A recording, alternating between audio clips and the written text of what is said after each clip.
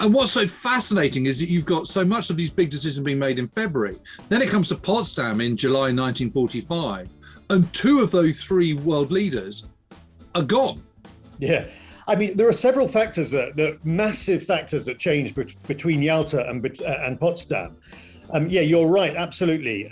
That Roosevelt, of course, has died. He's very, very sickly at Yalta, and many observers said he wasn't up to scratch, dealing with Stalin, who was just a brilliant negotiator. Churchill, I mean, there's so many accounts that Churchill was just below par. He was drinking extremely heavily. I mean, he brought along 1,000 bottles of whiskey and gin to the Yalta conference.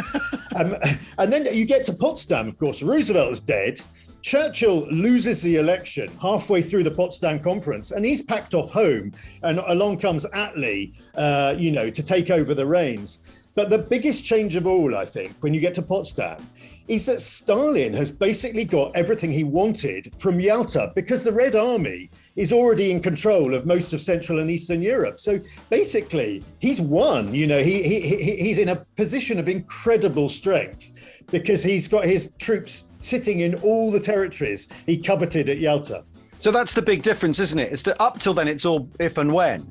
And this is now and then, so to speak. It is the difference. Is that the deals that are being made at Yalta are kind of like, well, still including questions of what to do about Poland and questions of who will actually get which spheres of influence. But now you have those spheres marked out, and of course Truman has got to figure Stalin out for himself. Attlee has got to figure out. Stalin sort of doesn't care, I suppose, at this point, does he? He's like you say, he's got what he wants. The British are figuring themselves out.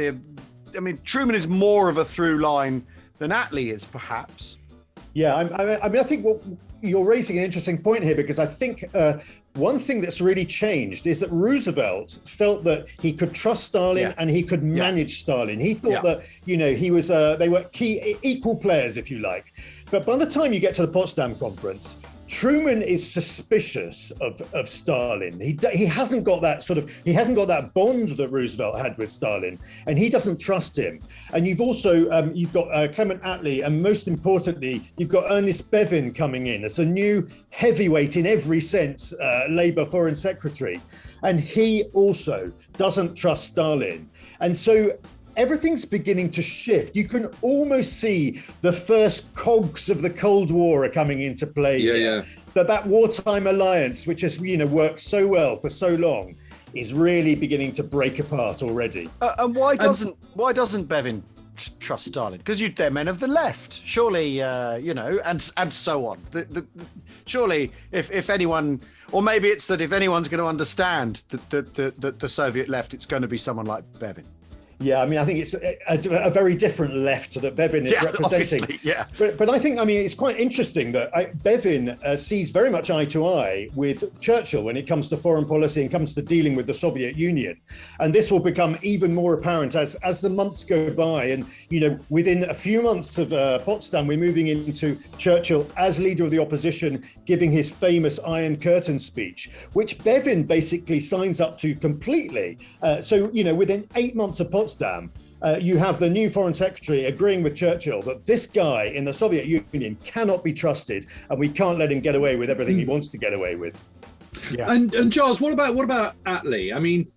Attlee's been a very effective member of the war cabinet, but he's new to he's the new prime minister. Is there a sense that he's kind of out of his depth, or does he or is he up to the job, would you say?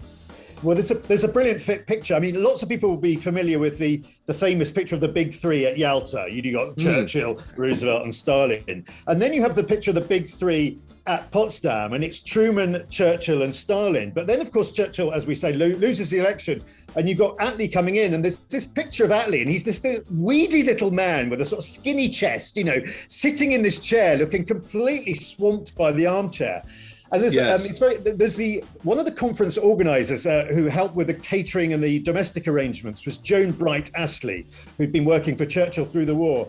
And she looks at this picture of Attlee in his chair alongside Stalin and Truman, and she says, well, they're still called the big three, but it's not the big three anymore. And there's a real sense of that the big three doesn't exist anymore. And if there is still a big three, such a thing as a big three, it's really Bevin, who, as I said, is big in every sense. He's this huge guy, and he's determined to go into the conference.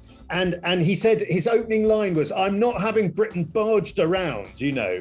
But of course, by then it's too late. The conference is over halfway through. And I think really there's not much Attlee and Bevin can do. I think Stalin has just got everything he wants.